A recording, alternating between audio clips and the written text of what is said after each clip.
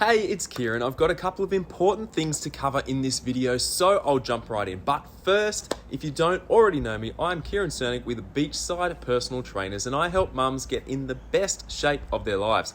Now, on to important topic number one.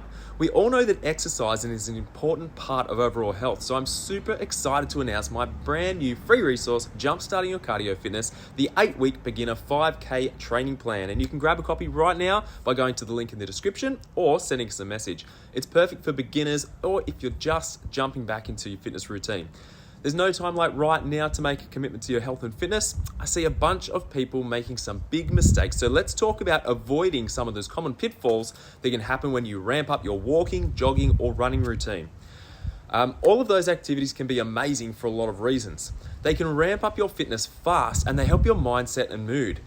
They get you outside for vitamin D, fresh air, and they protect your long-term health. Plus, the only equipment you need is a pair of shoes, and you can do it pretty much everywhere. But there's one important thing to remember. It's to start slowly and ignore that little voice in your head that's telling you to do more before you're ready for it.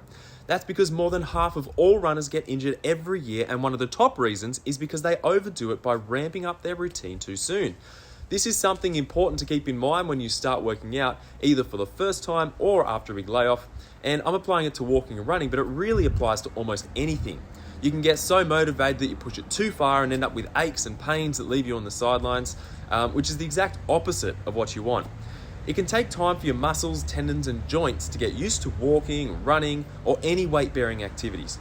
So even though your cardio system may be ready for a longer or faster workout, that doesn't mean the rest of your body is.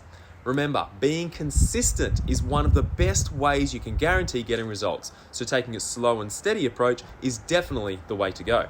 A general rule of thumb is to steadily increase your workouts by about 10% when or if you feel ready for it. If you're following the schedule in our 8-week beginner 5K training plan, you'll notice the workouts very gradually ramp up to give your muscles and joints time to adjust.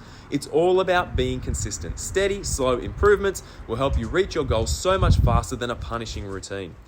If you're ready to take the next step in your fitness and health, be sure to check out my VIP coaching program. We've just opened up a few more spots for this month, so don't miss out. Just send me a DM to learn more about it.